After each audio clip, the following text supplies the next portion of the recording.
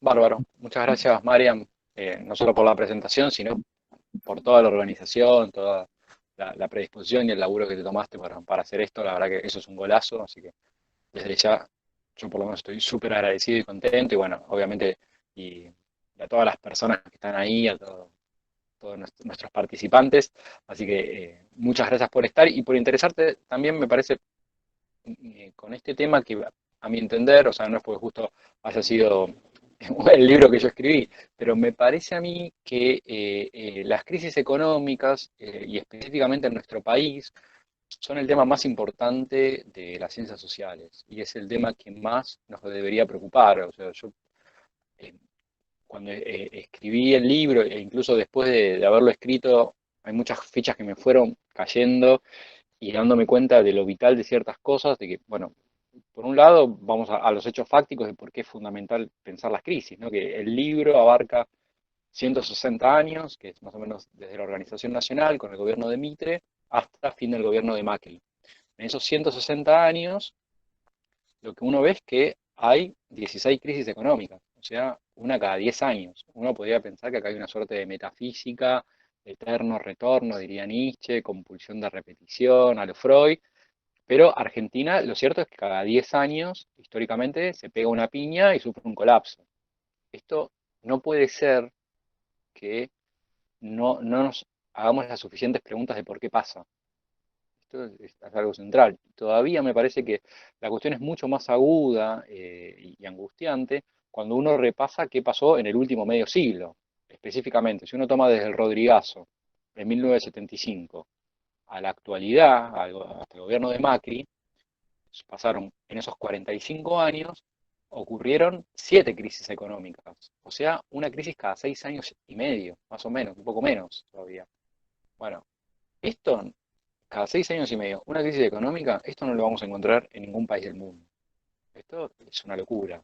Entonces, evidentemente, Argentina tiene una propensión y una debilidad muy grande con la cual todo el tiempo se pega un palazo, se pega una piña, y las piñas no es que son gratuitas, no es que dice, bueno, un manchón, me rayaron un poco el auto y ya fue. O sea, cuando hablamos de crisis, hablamos de cosas de las más terribles, ¿no? Hablamos de hambre, miseria, pobreza, desempleo, cierres de empresas, de destrucción del tejido productivo, de todo un malestar social, ¿no? Que también eso, por ejemplo, el pico, hay una serie histórica que yo no la cité, pero es interesante pensarla, que la Fundación Favaloro presentaba la serie histórica de los suicidios en Argentina y le saltan los picos en los momentos de crisis, ¿no? Obviamente, la desolación social, el más alto desde que tiene el registro fue en la crisis del 2001, ¿no? Con todo el malestar, la pesadumbre, pero bueno, esto como cala en lo más hondo, ¿no? A veces en malestar en las familias, malestar social, la angustia.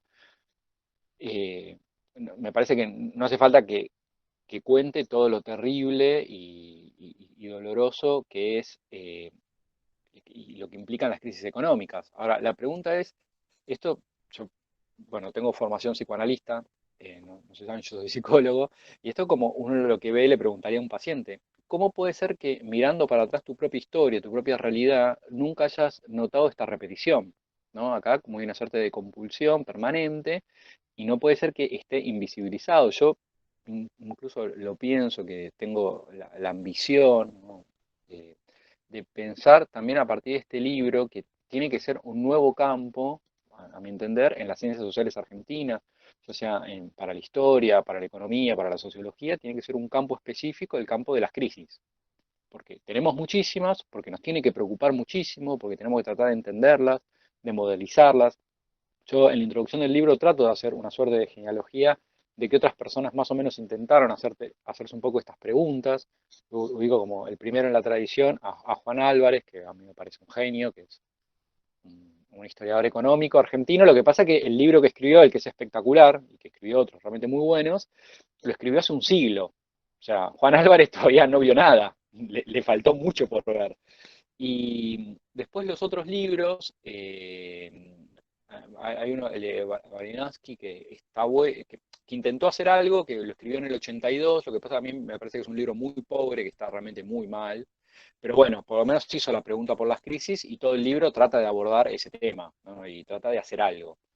Apareció la pregunta. Yo creo que el mejor hasta ahora que intentó hacer algo, aparecieron las preguntas, intentó cierto esbozo de sistematización, es el que mencionaba Mariano, que es el de Miguel Kigel. Lo que pasa es que el libro de Miguel Kigel tiene un montón de problemas y horrores, a mi entender, realmente muchísimos. Primero, el fundamentalismo ideológico que tiene un dogmatismo, una defensa de los valores liberales, que realmente lo entorpece muchísimo y lo deja muy lejos de poder explicar o tener la capacidad mínima de plantear ciertas cuestiones de las problemáticas centrales de Argentina. Eh, no plantea, por ejemplo, la cuestión del mega endeudamiento, la cuestión de la dolarización, la fuga de capitales, los golpes de mercado, los desequilibrios externos, la restricción externa. Hay una serie de elementos que son centrales, que explican la desestabilidad permanente del país y para acá, para Kegel no existen, ni siquiera los menciona o trata de debatirlos. Tampoco habla de cuestiones distributivas, tampoco habla de los desequilibrios productivos, no habla del subdesarrollo. Incluso si uno ve, por ejemplo, la bibliografía sobre la cual escribió Kegel, ¿no? En la cual se basó o tomó como antecedentes, el 80-90% de los libros son libros en inglés, extranjeros, y ninguno ni siquiera toma el caso argentino. O sea, el planteo de Kegel está basado totalmente en modelos de los manuales de las economías centrales, donde no tienen ningún tipo de problemática y miramiento sobre lo que ocurre en la periférica, específicamente en los países latinoamericanos, ¿no? O sea, es totalmente ajeno a eso. Y aparte, el nivel de ingenuidad, incluso chiquilinaje con el que plantea algunas cuestiones Kegel, lo digo con todo respeto, porque yo lo admiro a Kegel y me parece que es un libro que vale la pena, tiene grandes errores, tiene aciertos también, ojo, es un libro que hay que leer. Tiene grandes aciertos, pero tiene muchísimos horrores, ¿no? El nivel de chiquilinaje con el que explica algunas cuestiones económicas, de que obviamente a qué le echa la culpa, a la inflación, al exceso de gasto, al déficit fiscal, al populismo, al control de precios. Entonces, con esas tres dogmas del campo ortodoxo, piensa explicar las crisis económicas, ¿no? El Rodrigazo fue el populismo, ¿no? Fue el fracaso del populismo. La hiper del 89 fue una serie de actores que por las dudas, ¿no? Tuvieron que actuar y fue un exceso de emisión monetaria, ¿no? Yo, a ver, leo cualquier historiador.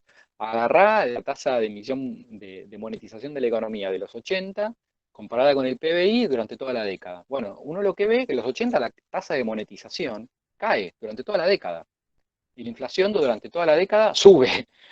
Y lo mismo pasa con el nivel de déficit fiscal. El déficit fiscal tiende a caer durante toda la década y la inflación tiende a crecer. Sin embargo, dogmáticamente, sin ningún tipo de miramiento por lo que pasó históricamente, tratar de contrastar empíricamente sus postulados, repiten una y otra vez. También le echan la culpa, increíblemente, ¿no? Que tratan de explicar la hiper por culpa de las desmedidas demandas sindicales, ¿no? Como si esto es culpa del sindicalismo, de los trabajadores ambiciosos, quilomberos, que ponen palos en la rueda. Bueno, veamos qué pasó en los 80 a nivel salarial. Bueno, uno lo que ve es que durante todos los 80 caen los salarios. Entonces, ¿cómo vas a explicar por el abuso de las demandas sindicales la crisis del 89? Acá hay elementos centrales, o sea, no mencionan el sobreendeudamiento. ¿Cómo no van a mencionar eso para explicar la crisis de Alfonsín? No mencionan la caída sistemática de los precios internacionales, que pegaron durísimo a la balanza de pagos y precisamente lo que genera el faltante de divisas, que fue finalmente la variable que se terminó escapando y empujó hacia la hiper. Estos elementos básicos, la fuga de capitales, las presiones, grandes agentes concentrados que tienen capacidad de incidencia en los mercados cambiarios y bancarios, estos elementos no son tenidos en cuenta. La primarización productiva no es mencionada. Bueno, si nosotros no hacemos un esfuerzo crítico mayor para pensar las crisis, ¿no? Y nos recostamos en repetir postulados dogmáticamente, traemos los manuales de, no sé, si uno quiere explicar, ¿no? De los países, si uno trae los manuales de los países centrales para explicar la realidad latinoamericana, está perdido. O sea, vos no podés explicar el funcionamiento de argentino de Bolivia de la misma manera que podés explicar cómo funciona Alemania, porque no funcionan igual. O sea, amigo, te estás perdiendo algo muy grande. Es lo mismo que un médico quiere tratar a un paciente, ¿no? Que tiene 89 años a un bebé de 2 meses. Y mirá, podés encontrar ciertos elementos centrales, pero si vos vas a hacer un diagnóstico, tenés que adecuarte al contexto, a las características específicas del paciente que vas a tratar. Importa si es fumador, si no es fumador, si es hombre, si es mujer, qué tipo de vida tuvo, qué clase social, qué, la edad, bueno, si es deportista, hay una serie de elementos que son centrales, ¿no? Entonces, uno no puede repetir dogmáticamente ciertos elementos. Entonces, esto como elemento, como punto de partida. También me parece que hay elementos que yo trato de plantear tres grandes modelos de cómo funcionan las crisis económicas en el país, que en líneas generales se corresponden con los tres grandes modelos de funcionamiento de la economía argentina, donde uno ve claramente diferencias, ¿no? Que uno, por ejemplo, las crisis durante la hebra del modelo agroexportador, ¿no? El modelo oligárquico, si se quiere, el MAE, las crisis ahí, todas tenían un desencadenante ligados al sector externo, pero estaban ligados esencialmente a los shocks externos, a las perturbaciones externas, ya sea a los cambios de nivel de precio, a las caídas de las corrientes de circulación, a la suba de la tasa de interés internacional o a los cambios de condiciones que podía estar viviendo esencialmente la economía europea. Cada vez que pasaba algo en el mundo, Argentina, a ser una economía tan abierta, ¿no? El fanatismo liberal, Argentina, ¿no? El mundo estornudaba y Argentina tenía broncoespasmos, ¿no? Acá nos comíamos unas piñas espectaculares que hay una serie de elementos de que, por ejemplo, la recaudación aduanera estaba toda, o sea, la recaudación, perdón, del Estado estaba toda concentrada en la aduana. Entonces, si vos tenés casi el 90% de tus recursos ahí, se te interrumpe los intercambios comerciales y fuiste, el Estado no tiene con qué pagar. También, si vos dependías, uno de tus grandes motores era conseguir capital extranjero o las inversiones extranjeras y esas desaparecen, bueno, obviamente vos ahí vas a tener una crisis. Entonces, el factor central son los cambios de contexto internacional que progresivamente fueron siendo cada vez más y más agresivos con la economía argentina. Si uno contempla la crisis de 1890, que fue una de las más duras, después va a venir una muchísimo peor, que es la crisis de la Primera Guerra Mundial, que en general nunca nadie le estudia, y después la crisis que le va a dar el knockout final, la crisis de 1930. Bueno, acá hay una vulnerabilidad, un mundo que se pone cada vez más agresivo y Argentina sigue como si nada. El otro gran modelo es el modelo de la sociedad industrial, el modelo de la ISI, la industrialización por sustitución de importaciones, que ahí las crisis, si bien pueden estar vinculadas a algunos cambios en las condiciones internacionales, lo central tiene que ver con los desequilibrios productivos y las ambiciones del desarrollo, ¿no? Estas crisis que se suelen denominar crisis de balanza de pagos, crisis de desarrollo, crisis industriales, que tiene que ver con, lo conocemos, los ciclos de stop and go, donde hay un sector industrial que es el que más crece, pero para crecer consume eh, una serie de elementos importados, ¿no? Maquinaria, eh, materias primas, eh, bienes de capital, energía, combustibles, bueno, una serie de elementos para alimentar ese proceso industrial.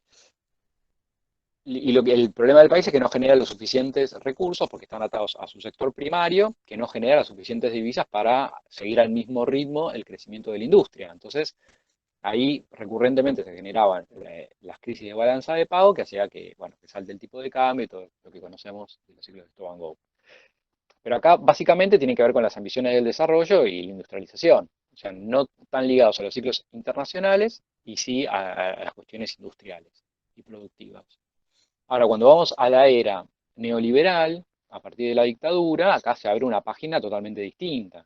Todas las crisis siguen estando 100% relacionadas con el sector externo, pero por factores distintos. Acá los elementos centrales van a tener que están relacionados con ¿Conoces el la sexo? Tú deuda no externa. conoces el sexo. ¿Lo conoces? ¿Conoces la vagina, la zorra? ¿La conoces? ¿Usted conoce esto?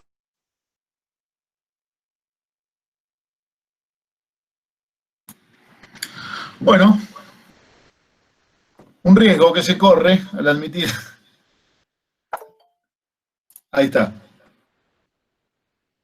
No sé si se lo preguntaba a Julián o a todos los que estamos presentes. Pero bueno. Juli, ¿me escuchás? ¿Volviste? Sí, sí, yo acá, ¿Sí? acá estoy, no sé si me ven y me escuchan. Sí. Buenas Ah, preguntas se hacía.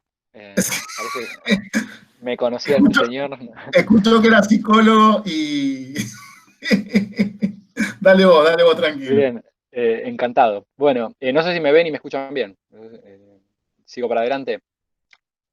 Bueno, estaba comentando que las crisis durante el neoliberalismo están ligadas ya no necesariamente ni al cambio de condiciones internacionales, ni tampoco, no tienen absolutamente nada que ver con las cuestiones productivas, industriales o un modelo de desarrollo. No son crisis de desarrollo de ninguna manera. Todas, 100%, están relacionadas a cuestiones ligadas al endeudamiento, a cuestiones financieras. Acá lo que va a intervenir es el endeudamiento sistemático del Estado, la dolarización, la fuga de capitales y esencialmente cómo se van a trazar esas relaciones en función de lo que yo empiezo a tratar de sistematizar y esbozar, de cómo se configuran también los golpes de mercado en el país, ¿no? Porque me parece que una conclusión también que se desprende del texto, y yo trato de abordar, que además de elementos económicos, para explicar las crisis económicas, y sobre todo las últimas crisis del último medio siglo argentino, es que intervienen elementos sociológicos y de poder que son fundamentales. Primero, porque hay que pensar a las crisis, como han actuado por lo menos en el último medio siglo, primero hay que entender a las crisis como grandes mecanismos de transferencia de ingresos. Acá hay sectores que pierden ingresos y hay otros que los capturan. Bueno, ¿quiénes son los que pierden? Bueno, en general los sectores asalariados, tristemente en cada crisis, son los que pierden, y hay sectores determinados del capital concentrado del país que capturan esa renta. Ahora voy a explicar o mencionar un poquito sobre eso, pero lo que a mi entender es central entender es que uno, por ejemplo, ve la evolución de la pobreza en el país, ¿no? Y uno ve, por ejemplo, en la década del 70, el promedio de pobreza durante toda la década es del 5%. En la década del 80 ya es del 19%, o sea, casi se cuadriplicó. Durante la década del 90, el promedio de pobreza es del 28%, o sea, subió un 40% más todavía. Y después, durante la década de los 2000, un 36%. Ya la primera década de los 10 baja un poco, pero hoy en día, por ejemplo, que estamos atravesando otra crisis económica, otro momento de penuria, tenemos que estar rezando que ojalá la pobreza no supere el 50%. Y uno lo que ve es que con cada crisis hay una suerte de pico, ¿no? Donde sube muchísimo la pobreza, después la cosa se calma, baja, pero nunca vuelve a los niveles previos, ¿no? Entonces, y como de vuelta, volvemos a tener una crisis cada 6 años, como les mencioné al principio, vuelve a haber otro pico. Baja, pero nunca vuelve al escalonamiento. Entonces lo que nos tenemos son un escalonamiento, ¿no? Cada vez más alto, más grave, una pobreza estructural, donde se empiezan a acumular capas geológicas de pobres, de excluidos, de gente que queda fuera del sistema, y la pregunta es, ¿quién captura esa renta? Porque esas personas quedan afuera de los niveles de ingresos mínimos, pero hay sectores que logran capturarla, y lo que nosotros tenemos es una sociedad cada vez más desigual, una sociedad cada vez más injusta, con más exclusión, y sectores cada vez más concentrados y enriquecidos. Entonces también acá hay un elemento que tenemos que tener en cuenta, es que la recurrencia de las crisis económicas argentinas tiene que ver en parte, no es simplemente algo que no nos damos cuenta económicamente, sino que son funcionales a los grandes actores de poder económico de este país. Que las crisis, lejos de perjudicarlos, o de salir dañados, o de ser un obstáculo para sus mecanismos de acumulación y de captura de excedente económico, es todo lo contrario. Es un factor central para ellos. Hace falta, podemos dar ejemplos de actores de cómo se benefician, pero hagamos un sencillo ejercicio. Pensemos lo siguiente, que al poder económico de este país no le interesa el desarrollo, no demanda desarrollo, no demanda crecimiento, no demanda estabilidad, no demanda un proyecto económico claro y ordenado, no demanda el desendeudamiento, sino todo lo contrario. El caos, la inestabilidad y las crisis recurrentes son elementos centrales y funcionales a sus estrategias de acumulación económica. Pensemos en cómo han crecido y cómo se han desarrollado los grandes actores económicos del país en las últimas décadas, ¿no? Pensemos, no sé, el caso de Clarín, ¿no? Clarín antes de la dictadura, bueno, creo que no me van a poder contestar todos, así que me contesto yo solo, ¿no? ¿Cuántas empresas tenía? Bueno, tenía una sola empresa que era el diario Clarín. Hoy en día Clarín tiene 486 empresas. ¿Cómo hizo? Argentina vive de caos en caos y este grupo económico ha logrado crecer, multiplicarse y multiimplantarse en todos los niveles económicos. ¿Cómo hizo Techín? ¿Cómo hizo el grupo Macri? ¿Cómo hizo Bridas? Eh, ¿Cómo hizo Pérez Compán? Bueno, son grupos que cada vez son más poderosos, que obviamente al ser más poderosos tienen mayor capacidad de incidencia en el mercado doméstico, tienen mayor incidencia también por la concentración que tiene el mercado exportador argentino, en las tasas de liquidación, el acceso al dólar, al financiamiento, han logrado estrategias también de inserción. ¿Y qué hacen estos grupos? ¿Por qué también un problema argentino? ¿Por qué Argentina no logra desarrollar un mercado de capitales a largo plazo? Bueno, en gran medida porque el capital que se logra acumular en este país, ¿qué hace cualquier empresa con sus ganancias? Esas, esas ganancias las dolariza y las fuga. Entonces, acá no hay país suficiente. El tema es que cuando viene una crisis, viene una devaluación, los grandes actores que lograron resguardar sus excedentes en dólares están en mucha mejor posición para seguir avanzando sobre el mercado, porque han logrado esa concentración, mientras el gran pueblo argentino se empobrece y sufre la penuria, estos actores dicen, buenísimo, ahora el país está regalado en dólares, ¿no? Nosotros nos salvamos. Entonces logran desvincular sus estrategias de acumulación y su riqueza de la suerte de nuestro país. Esto es un elemento también sociológico central, porque acá me parece que hay otro elemento que después, perdón Ceci, que vos vas a comentar algo de este capítulo, así que no quiero pisar mucho, pero que también hay el elemento de que las crisis no solo son una estrategia económica, sino también son una estrategia política, porque son el momento donde el poder económico tiene mayor capacidad de incidencia sobre los gobiernos, sobre las políticas públicas, las políticas económicas, y el momento donde la población está derrotada, está a la defensiva, y se busca el disciplinamiento social para imponer sus medidas. Entonces, fíjense cómo las crisis son un elemento central, ya sea para la acumulación económica y para el crecimiento del poder político de estos actores. Entonces, la funcionalidad y la capacidad de recurrencia que tienen las crisis en nuestro país no son tampoco azarosas y no es posible simplemente explicarlas en términos económicos, sino que tenemos que reconstruir las lógicas de funcionamiento sociológico específicas de este país. Entonces, si uno quiere ir al modelo de Kegel, ¿no? ¿Acá dónde está la sociología del poder? Acá donde están las preguntas de la concentración del sector externo, de los grandes capitales, de las transferencias de ingresos. Bueno, todo esto en Kiel ni siquiera es una pregunta, ni siquiera está mencionado. No es una preocupación y un motivo de angustia. Entonces, bueno, esto a mí me parecería que vale la pena tener en cuenta. También otra de las preguntas que yo trato de hacer es no solo el desempeño histórico argentino y su relación con las crisis, sino también la pregunta por la dolarización, porque esto también es una especificidad prácticamente única de Argentina y su afán obsesivo, la locura por el dólar.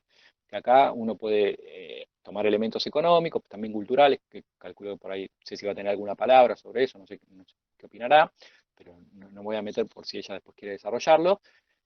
Eh, pero también, acá es un elemento que es central. Esto no puede ser una pregunta que como cientistas sociales no nos hagamos. A nivel económico, cultural, sociológico, político, histórico, la dolarización es un problema gigante de nosotros como sociedad y así no tenemos futuro, ¿no? Esto también, ahora yo estoy abordando, les comento de paso, una investigación que estoy haciendo ahora, que espero que terminarla dentro de prontito, que es una suerte de estado de la cuestión, de las preguntas, ¿no? De quién intentó pensar la inestabilidad y el conflicto estructural argentino en el largo plazo, ¿no? Porque de alguna manera uno podría pensar, ¿no? Decimos, de acá a 50 años, ¿por qué no podemos pensarnos como sociedad? ¿Por qué es imposible pensar Argentina a 50 años o a largo plazo?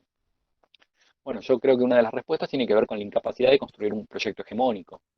No hay un consenso, o sea, si uno ve que quiere, por ejemplo, hacer Macri, dice, bueno, no, hay que abrir la economía e integrarnos al mundo. Bueno, va a venir el kirchnerismo y te dice, no, por sobre todo hay que proteger el mercado interno, hay que cerrarnos. Macri va a agarrar y te va a decir, no, acá el problema es que el salario, el trabajo argentino es muy caro, hay que flexibilizar a los laburantes. El kirchnerismo te va a decir, no, hay que aumentar el salario, recomponer ingresos, es importante darle un rol central a la puja distributiva. Bueno, todo el tiempo uno quiere ir para un lado, ¿no? Está como el modelo, si se quiere, popular, populista, que intenta una sociedad inclusive, mercado internista, con un Estado fuerte, desendeudada, sin dolarización. Y por otro lado está el modelo neoliberal que apunta a todo lo contrario, a abrir la economía, desentenderse del mercado interno, no distribuir, alineado con las grandes potencias, que endeuda todo lo que puede, que fuga, que dolariza, que tritura derechos, que apuesta al desempleo, que no cuida el mercado interno. Bueno, esto es así, si estamos cada 4 o 5 años yendo para un lado o para el otro, obviamente no hay futuro. Esto es claro que es una sociedad que va a la deriva y que va a los tumbos.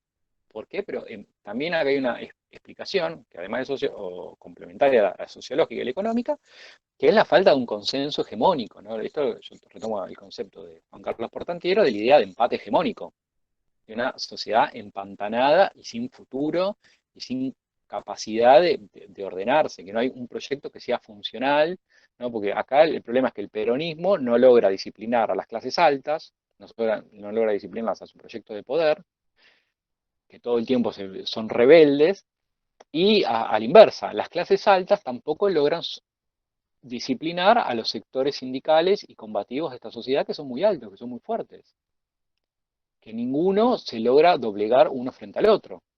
Entonces, a este empate hegemónico, que decimos qué tipo de sociedad queremos, para dónde queremos ir y cómo hacerlo, quién se va a apropiar de sus beneficios, Argentina no es una sociedad derrotada, sino que es una sociedad en guerra contra sí misma de alguna manera. Por suerte, hoy las guerras no se traducen en bombardeos a la Plaza de Mayo, en fusilamientos, en políticas de exterminio genocidas. Por suerte, la traducción del conflicto político no es más vía las armas o la guerra civil o las bombas, pero sí, precisamente, es un antagonismo, ¿no? Lo que podríamos llamar la grieta, el antiperonismo, el gorilismo, o un poder económico ciego, ¿no? Que sobreideologizado, muy preocupante también esto. Fijémonos qué pasó durante el gobierno de Macri. 3 de los 4 años del gobierno de Macri cayó la economía. Jamás el poder económico concentrado se preocupó por el nivel de endeudamiento, por el nivel de fuga, por el nivel de caída, por el descuido del mercado interno. Esto no le preocupa al poder económico. El nivel de exportaciones, esas cosas no son preocupantes. El nivel de inestabilidad y caos al que nos llevó, la falta de previsibilidad, todo eso no aparece. Entonces, si no abordamos todos estos problemas, me parece que Argentina va a seguir a la deriva de crisis en crisis y caos tras caos. Entonces, bueno, esto me parece como un redondeo general para pensar algunos tópicos que trata de tomar el libro y para pensar las crisis. Así que bueno, no sé si ahora quieren, ¿te parece, Marian, o vos, Ceci, seguir, montar y hacer críticas o observaciones? Gracias, Juli. Gracias. Ahora acaban de escuchar a Julián Sicari. Yo me olvidé de presentarte como doctor en Ciencias Sociales, magíster y especialista en Historia Económica, economista, psicólogo, historiador y filósofo, ¿no? De todo eso. Porque por ahí se quiere meter otro a hacer algún otro tipo de pregunta relacionada. No, filosofía, todavía entregué la tesis, pero okay. no pude defenderla porque me agarró la pandemia. La iba a defender en marzo, pero bueno, justo vino el coronavirus. Estuviste flojo, Julián. La defensa, Está flojo. sí. Y ahora estoy haciendo les cuento porque también es otra de mis pasiones en la vida. Estoy haciendo un segundo doctorado ahora, que es sobre la filosofía política de Aristóteles y Hobbes. Así que también en mis ratos de ocio me dedico día y noche a pensar el conflicto político en términos de la antigüedad clásica, helénica, y la modernidad inglesa hobbesiana y leviatánica. Fíjense. Ahí no te prometo presentar ningún libro de esos temas, pero podemos continuar con la crisis económica. Gracias, gracias, Juli, perdóname, no te presenté antes, pero bueno, ya que está este espacio, breve interrupción para que a partir de estos comentarios que hacía Julián de su libro, ese contraste con un libro que tiene una parte, su título lo comparte. Supongo que después te preguntaremos por qué compartís parte del título de ese y por qué le agregaste 2 nombres de políticos argentinos al título. Bueno, varias cosas que van a surgir seguramente posterior. Le damos lugar a Ceci Ayami, que es investigadora docente del área de Economía Política de nuestra querida Universidad de General Sarmiento, Nacional de General Sarmiento. Así que Ceci, cuando quieras, tu turno. A ver, ¿ahí se me escucha? Perfecto. Bueno, hola a todos y a todas. Bueno, antes que nada, felicitaciones, Julián, por el libro. La verdad que me gustó mucho, me pareció que está muy bien escrito y es muy ameno de leer, cosa que no es menor si estamos hablando de un libro de historia o de economía, ¿no? Bueno, yo voy a hacer algunos comentarios generales del capítulo 4, igual algunas cuestiones ya vos un poco las tocaste, así que las pasaré más por alto. Me parece, la verdad, que el libro es un aporte muy interesante a pensar la naturaleza de las crisis en una economía periférica o dependiente como la Argentina, ¿no? Me parece que eso es una cuestión fundamental que aborda el libro.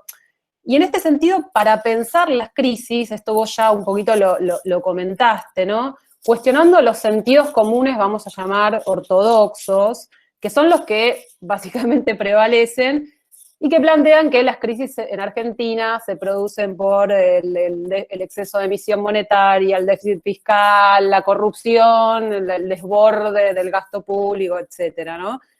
Y que obviamente este sentido común va a tener que ver después con las recetas que se van a plantear para salir de la crisis, y también obviamente con los modelos de desarrollo económicos, ¿no? Los modelos económicos, los programas económicos que también van a estar por detrás de estos planteos, que me parece que es algo que vos abordás atravesando todo el libro. O sea, no es solo un libro sobre crisis económica, sino sobre modelos de desarrollo, programas económicos, ¿no? Visiones, etcétera. Y me parece que también en ese sentido la mirada multidisciplinaria le genera, le da una riqueza muy importante, porque justamente dejás de lado estas visiones más parciales, economicistas, que me parece que yo coincido en que dejan de lado dimensiones muy importantes del análisis, ¿no? Entonces me parece que la verdad que eso me parece un aporte fundamental del libro. Los puntos interesantes que yo rescato de lo que planteás, en el cierre es, primero, en pensar, bueno, obviamente las crisis como fenómenos recurrentes del capitalismo, que esto es algo que obviamente no es nuevo, pero me parece que vos al plantearlo en el caso argentino, ¿no? Considerando a Argentina como una economía periférica o dependiente, haces esta vinculación con estos distintos modelos económicos o programas de desarrollo, programas económicos. Me pareció que esto, ese índice que vos construís, que bueno, no hablaste de esto, pero Julián construye un índice en el capítulo 4 en el cual hace una sistematización de las distintas crisis para caracterizarlas, ¿no? Tomando elementos cualitativos como cuantitativos. Bueno, no solamente cuánto cayó el PBI o cuántos años duró la crisis o cada cuánto hay una crisis, sino tomando, por ejemplo, características como si hubo default, hubo una corrida bancaria, hubo un salto cambiario, etcétera. Y en ese sentido, me parece interesante porque es lo que te permite a vos sistematizar y, caracterizar estos distintos modelos o proyectos que vos ya comentaste algo, ¿no? Bueno, no es lo mismo, la forma en que se dan las crisis en el modelo agroexportador, en la industrialización y en la valorización financiera, ¿no? Claramente, la economía tiene distintas lógicas de funcionamiento, entonces las crisis tienen distintas lógicas de funcionamiento y vos haces una muy interesante caracterización de eso a partir de ese índice y, bueno, y obviamente de todo tu análisis histórico, ¿no? También, bueno, me pareció interesante esta relación que haces entre el crecimiento de la economía argentina y las economías centrales y los países latinoamericanos, que, bueno, vos tenés una hipótesis que es, si la Argentina no hubiera tenido estas crisis recurrentes, ¿no? Por lo menos esa es la lectura que a mí me quedó, bueno, no hubiéramos sufrido este atraso relativo, ¿no? Que de hecho vos ahí haces un ejercicio de historia contrafáctica diciendo, bueno, ¿qué hubiera pasado si Argentina no hubiera tenido estas crisis y en vez de haber sufrido caídas en el producto se hubiera estancado, ¿no? Y ahí el ejercicio que vos haces es, bueno, obviamente el Producto Bruto se hubiera triplicado, bueno, no estaríamos atravesando las penurias económicas, Que bueno, ahí mi pregunta iba, porque vos ahí lo comparás con la trayectoria real de los países centrales y latinoamericanos, y vos tal vez hiciste este ensayo haciendo el mismo ejercicio para los países centrales, es decir, ¿qué hubiera pasado si los países centrales no hubieran tenido las crisis? Si esa trayectoria también hubiera sido divergente, o sea, si estuviste haciendo ese ejercicio o no, por lo menos esa es una de las preguntas que te quería hacer. Después, también analizás 3 dimensiones fundamentales de las crisis en Argentina, que un poco también ya a vuelo de pájaro comentaste. Una es la restricción externa, otra la dolarización, y otro, esto que vos llamás la hegemonía imposible, ¿no? Esta disputa que se da entre los dos modelos. La verdad que, digamos, me parece fundamental, digamos, problematizar estas cuestiones para entender las crisis en Argentina. Estoy totalmente de acuerdo con este análisis que vos hacés. En primer lugar, bueno, la restricción externa ya sabemos que es el gran límite que encuentran, bueno, sobre todo, como comentabas vos, en el periodo de industrialización por sustitución de importaciones, los procesos de crecimiento, y esto tiene que ver con la inserción de nuestra economía como economía periférica o dependiente y con la estructura de nuestras exportaciones, ¿no? Con las formas en que se dieron los procesos de desarrollo en nuestro país, y creo que vos ahí bien lo explicás, y también le das un rol fundamental a la ocurrencia de crisis por este problema de restricción externa. Bueno, en segundo lugar, la dolarización creo que está también muy profundamente analizado, y creo que está muy bien que vos resaltás el nivel y la profundidad que tiene este fenómeno en Argentina, y lo cual contribuye, ¿no? Es un poco un círculo vicioso que contribuye más a la inestabilidad, y eso después genera una profundización de la dolarización, ¿no? Es como, bueno, un poco el huevo y la gallina, ¿dónde empieza? ¿Por qué se profundiza la dolarización? ¿No? Y cómo contribuye la dolarización a la inestabilidad, y claramente cómo esto está vinculado con el proceso de fuga de capitales, que ahí, bueno, tenemos, como vos comentabas hace un rato, el rol de los grandes actores económicos, que también tienen un accionar particular que contribuye a este fenómeno. Y bueno, la última dimensión que vos ya un poco también comentaste, por eso no me voy a detener mucho en eso, que tiene que ver con esta inestabilidad, vamos a decir, intrínseca, que se da por estos dos bloques o tipos de coaliciones sociopolíticas, esta alternancia que se da entre proyectos populistas, ¿no? Como lo llamás vos, o neoliberales, que generan esta hegemonía imposible, pero que también tiene que ver, obviamente, como vos decís, que también estoy totalmente de acuerdo, con un dispositivo de poder, ¿no? Como con esta forma de disciplinamiento, y cómo las crisis económicas generan una redistribución de los recursos de manera más o menos acentuada, pero bueno, obviamente siempre sabemos que son las élites las que siempre terminan pudiendo captar mayor parte del excedente. Y además me parece que algo que yo pensaba mientras lo leía, ¿no?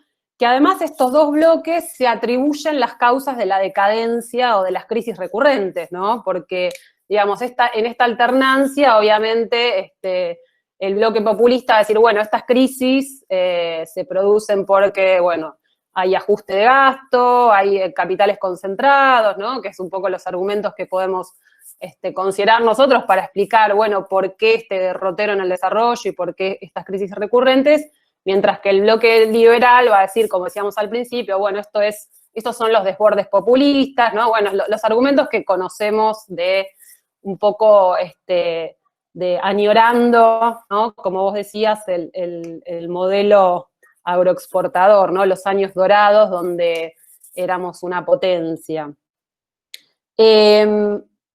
Entonces, dos cosas, nada más para cerrar, que son un poco preguntas para vos.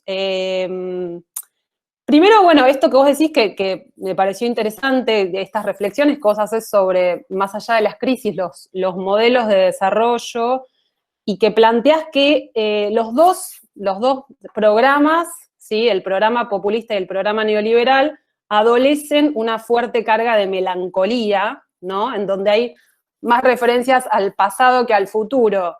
Y me parece que, bueno, yo coincido plenamente. Y, bueno, te quería preguntar tu opinión sobre, digamos, las dificultades que por ahí tiene un proyecto más populista, ¿no? Digamos, como un proyecto como el que podemos nosotros apoyar en encontrar un modelo de desarrollo, ¿no? Sostenible o viable. Bueno, ¿cuál es tu posición respecto a lo que está sucediendo ahora, ¿no? Por ahí, si tenías alguna idea al respecto para compartir. Y también me parece que, bueno, tu libro termina en el año 2018, pero bueno, estamos atravesando ahora una nueva crisis con características totalmente extraordinarias, inéditas, pero me parece que, bueno, que hay muchas claves de tu libro que nos pueden ayudar a pensar, ¿no? Pensando sobre todo en esto último este último punto que vos hablás de la hegemonía imposible, de estos dos proyectos. Digo, bueno, estamos ante el surgimiento tal vez de ciertos proyectos que puedan implicar un tipo de redistribución, ¿no? Como puede ser el impuesto a las grandes riquezas o el proyecto de expropiar Vicentín, y nos encontramos ya con unos límites a esa redistribución que son realmente muy potentes. Sí, también, ¿cómo ves la situación actual en términos de la crisis que estamos actualmente atravesando? Buenísimo, Ceci, gracias. Julián, si querés responder a las preguntas, hacer comentarios sobre las notas de Ceci, como para que no se pierda el hilo y después continuamos. Bueno, dale, sí, sí. Bueno, primero volverle a agradecer a Ceci que esté acá, que se haya tomado el laburo de leer y hacer buenas observaciones. La verdad que yo estaba un poco nervioso porque son los primeros colegas que leen el libro completo. Hasta ahora habían leído algunas partes o borradores, pero bueno, no colegas así directamente entero y aparte inteligentes, con juicio crítico y formación, así que también era los nervios, así que dirán, por ahí dicen esto es una porquería. Bueno, trato de comentar tres cosas que anoté de Ceci, de última si me olvidé alguna, Ceci te pido que me señales o si la interpreté mal. La primera que tiene que ver con el ejercicio, bueno, trato de contarles a quienes están asistiendo y no pudieron leer el libro, que hay una parte donde yo trato de hacer una suerte de ejercicio de historia contrafáctica y me pregunto qué hubiese pasado con la historia del país si Argentina en ningún momento sufriera una crisis económica, ¿no? ¿Qué hubiera pasado? Porque, ¿qué pasa? Una de las características, ¿y cómo hiciste eso? Bueno, trato de explicar qué hice. Una de las características que tiene las crisis económicas es que cae el PBI, ¿no? Entonces, si vos tenés un PBI de 100, bueno, cae a 95, ¿no? Cayó un 5%, supongamos. Bueno, entonces yo digo, anulemos esa caída. Entonces digo, los años de crisis, en vez de que el PBI haya caído, digamos que está estancado, o sea, se mantiene en cero, ¿no? Entonces, que sigue en 100, o sea, el PBI ni sube ni baja, se mantiene en 100. Entonces, ¿dónde estaríamos hoy si nunca hubiese existido una crisis económica? Entonces, una de las conclusiones es que hoy en día Argentina tendría un nivel per cápita más alto todavía que las potencias centrales, ¿no? Increíble. Argentina hoy sería un país desarrollado. Hoy tendría un PIB per cápita más alto que el de Alemania, Japón, Noruega, Canadá, ¿no? Imagínense, sería un PIB el triple del actual. O sea, pensemos que tenemos el triple de recursos, ¿no? El triple de guita que tendría aún sin cambiar cuestiones distributivas, sin cambiar los impuestos, nada. O sea, vos agarrás esa plata, tenés el triple y el Estado tiene el triple de golpe del presupuesto para gastar en salud, en educación, en vivienda. Con todo eso, Argentina hoy, simplemente habiendo evitado las crisis, Argentina no solo sería una potencia, sino que no tendría pobres, no tendría indigencia. Los problemas centrales hoy no existirían, ¿no? Es como una suerte de cuento de hadas maravilloso, pero esa Argentina pudo haber existido, o sea, porque las crisis no están determinadas, no son un hecho de la naturaleza, responden a causas humanas y sociales que nosotros podemos modificar para evitar que pasen. Incluso la apuesta del libro es la idea es estudiemos las crisis para que no se repitan. Bueno, Y Ceci me pregunta si yo lo que señalo es que, bueno, digo, a ver, comparemos esa Argentina soñada, comparemos con la evolución de las potencias. Entonces, yo lo que digo es que sería un poquito más alto que el grueso de las potencias actuales. ¿Cómo hice el ejercicio en relación a las potencias? Y contesto a Ceci, a las potencias les di la trayectoria natural, o sea, no le modifiqué nada, ¿no? O sea, que ellas sí estarían sujetas a crisis. O sea, nosotros seríamos los únicos vivos, para así llamarlo, sin crisis. Pero bueno, es simplemente un ejercicio contrafáctico para pensar, ¿no? Porque en el libro, que trata de tener muchos debates, ¿no? Sobre todo con el pensamiento ortodoxo de argumentos, contraargumentos, elementos de comprobación empírica, ¿no? Cada modelo, cada periodo histórico con sus propias problemáticas y debates. Una de las preguntas es, ¿no? Que saben en la historia del pensamiento económico argentino, es ¿dónde se jodió la Argentina? ¿Dónde la cagamos? ¿Dónde empezó a salir todo mal? ¿No? ¿Por qué no somos una potencia? ¿No? Primero nosotros, fíjense, como argentinos y argentinas, pensamos que deberíamos ser una potencia, ¿no?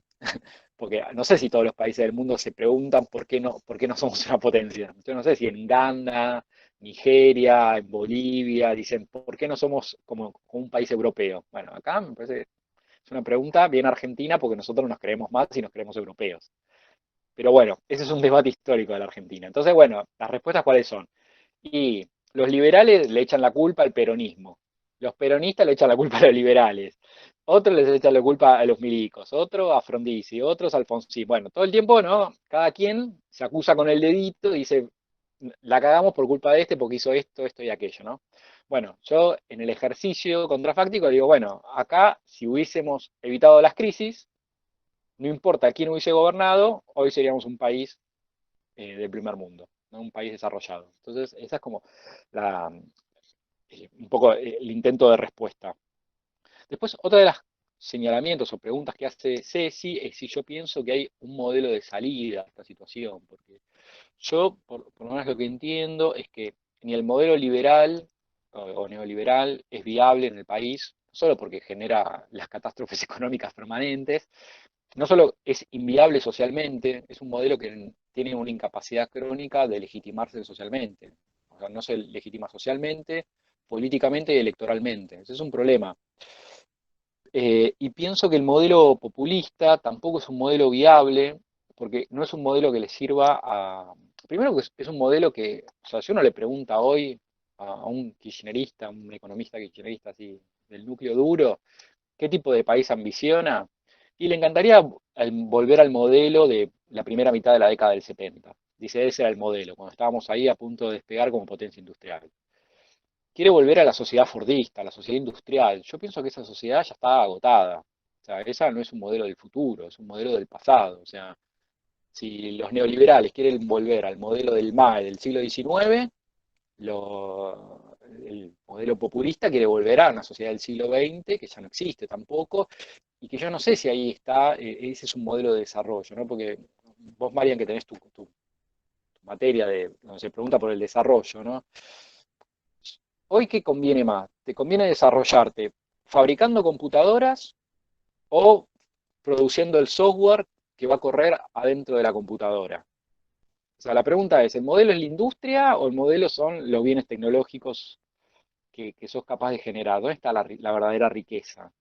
Bueno, yo creo que hoy, no sé si por ejemplo los hijos de ustedes o nosotros, nuestra ambición es ser un obrero industrial. Ese es el futuro, eso es un trabajo ambicionable, el trabajo repetitivo, manual, ligado a las fábricas. Yo no sé si ahí está la verdadera fuente de trabajo, el verdadero paradigma de distribución de la riqueza, el paradigma de crecimiento.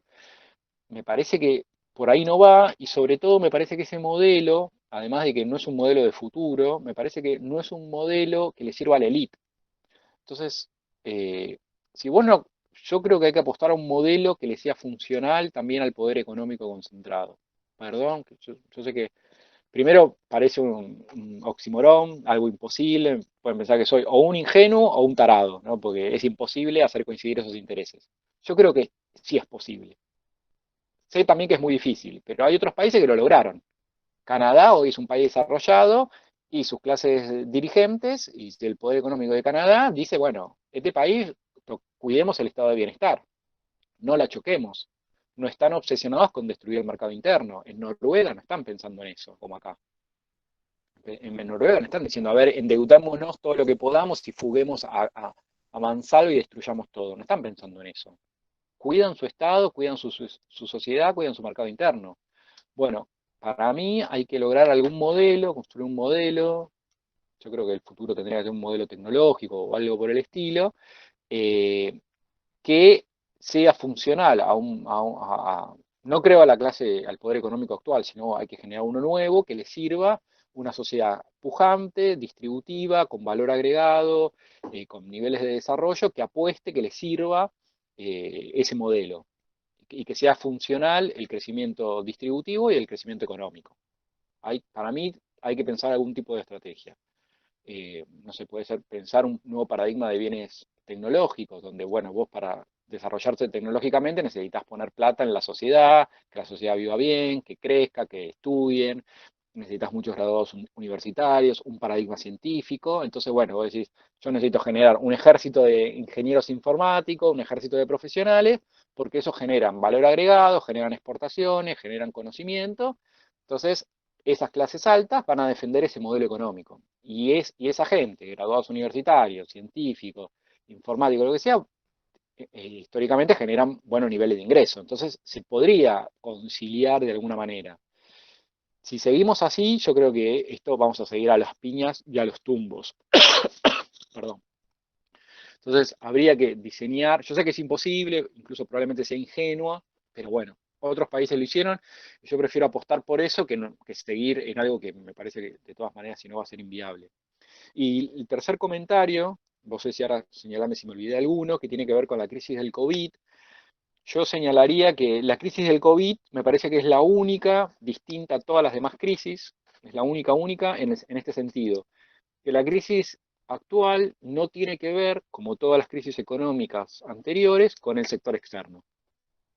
Hoy la caída económica no tiene que ver con que falten dólares, o que nos hayamos pegado una piña, sino que simplemente hay una enfermedad, hay una crisis epidémica, sanitaria, donde no podemos salir de nuestras casas. Entonces, el bar de la esquina no vende, pero no es porque la gente necesariamente no tenga plata, sino que no puede salir de su casa.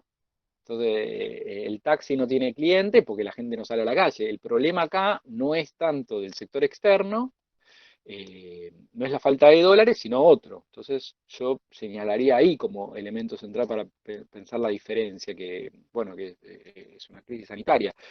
Pero bueno, no sé, se me ocurre por ahí. No sé si Ceci más o menos intento responder algo de lo que vos señalasteis o si me olvidé alguna otra. ¿Está bien? Bueno. Pulgar arriba, Ceci, pulgar arriba. Approve. Gracias, Juli. María. Muchas gracias, Ceci. Bueno, Juli, yo tengo algunos comentarios que darían para mucho, pero voy a tratar de hacerlo lo más cortos posibles, y que es respecto de un capítulo en particular, que es el capítulo sobre la ICI. ¿Sí? Para los que entraron más tarde, yo soy Mariano Arana, profesor del curso de Desarrollo y Subdesarrollo, y muchas gracias, Julián, por hacer el contrapunto con nuestro curso, porque esto surge originalmente de traer estos temas al curso, que todavía no ha terminado, está terminando de manera virtual, casi lo hicimos 95% virtual. Y un comentario previo, por ahí decían, el libro no llegó a Mar del Plata. Yo es la primera vez que leo un libro entero de manera digital. Lo compré por Google, lo miré en el teléfono, la verdad que me sorprendió, le tenía mucha idea a eso. Igual me gustaría seguir comprando libros en papel, pero a falta del papel... Perdón, Marian, déjame hacer un comentario, un chivo, ¿no?, del libro, ya que el libro me informa la editorial que en principio, ya a principios de agosto, estaría en papel, así que bueno, ahí la idea es que también abran las librerías, me dicen que no circula porque están cerradas las imprentas, por lo cual no se puede imprimir, y también el canal de distribución, que son las librerías, están cerradas. Aparentemente ya, por lo menos en Capital, el sábado abrirían las librerías, ya había mandado a imprimir, ya tienen la autorización, así que va a empezar la circulación y va a llegar a todo el país, porque, por ejemplo, Jenny y Cúspide, que son, bueno, las librerías centrales del país, que más, la mitad de la venta de los libros del país se hacen por Jenny y Cúspide. Si esas dos están cerradas, como que no hay venta de libros. Bueno, ahora abrirían en todo el país, entonces bueno, eso va a permitir que todo empiece a funcionar. Así que va a llegar al país y bueno, yo no lo compraría en digital, ¿no? Porque aparte me parece un libro que como economista, como historiador, como sociólogo, querría tener en papel, querría subrayar y creo que me acompañaría, por lo menos yo lo pienso así, me acompañaría siempre, ¿no? Entonces trataría de tenerlo en papel, así que bueno, ya va a estar dentro de poquito. Bueno, y volviendo un poco a los primeros comentarios sobre los libros sobre las crisis económicas, son libros de historia económica necesariamente y viceversa, un libro de historia económica argentina que no contemple las crisis o que no hable sobre las causas, las consecuencias, los motivos. Puede ser que no haga una teoría de las crisis, pero necesariamente lo tiene que hacer. Este en particular tiene el capítulo 4, que es el que comentó Ceci, que es una estilización de las crisis. Y en cada uno de los capítulos es interesante ver cómo se retoman los periodos anteriores y se hace una comparación de un esquema de funcionamiento del capitalismo argentino, por decirlo de alguna manera, y de ciertos motivos o de motivos comunes a las crisis en esa periodización que hace Julián, que es interesante porque es muy difícil de hacer, ¿no? Y aparte de esto te debe haber pasado, o probablemente te pase con más frecuencia cuando más gente vaya a leer el libro, que la forma en que se arman las periodizaciones son controversiales, y la historia en particular, yo tengo mucha cercanía con historiadores, se ha pueto muy de moda, a veces está bueno, otras veces no tanto, hacer una microhistoria, digamos, ¿no? Es decir, mirar qué pasó en determinada reunión de funcionarios públicos con dirigentes sociales, con empresarios, etcétera, etcétera. Es una historia de eso. Eso se puso muy de moda y se dejó un poco de costado la estilización, una mirada más de largo plazo tan común en otras épocas. Así que eso me parece que es una cosa para rescatar del libro. Eso se puede hacer bien, se puede hacer más o menos, se puede hacer mal, yo creo que se hizo muy bien en el libro. La temporalidad en particular del capítulo que yo elegí para comentar es el de 1930 a 1975, no es algo común describir la industrialización por sustitución de importaciones entre ese periodo, incluso usar el 75 en el 74, el 1930 ahora está más aceptado, pero a mediados del siglo pasado no lo estaba, o a fines de los 70 no lo estaba, no era algo muy común. Y en particular, los comentarios que tengo para hacerte, Juli, de este capítulo son, en general, me parece que hay lugares que son aceptados en la literatura, no sé si compartís, pero que es estas dos fases tan marcadas de la industrialización por sustitución de importaciones, el funcionamiento del stop and go. En este sentido me parece que es un libro incluso para usar en las aulas, y porque tiene una pretensión, me parece, de llegar al público no especialista, y eso está muy bueno, porque en general faltan libros de ese estilo, digamos, ¿no? Llegar con la historia económica argentina a alguien que no se interesa tanto por la economía, y si uno le manda un bodoque de 1000 páginas, probablemente no llegue, digamos, ¿no? Entonces me parece que es importante hacer eso, ¿no? Entonces cuanto más síntesis y más estilización, obviamente uno se pierde y necesariamente hace abstracción de cosas muy particulares, ¿no? Eso es un riesgo que me imagino que corriste y de manera consciente en eso. Me parece que también están bastante bien en esto de lugares aceptados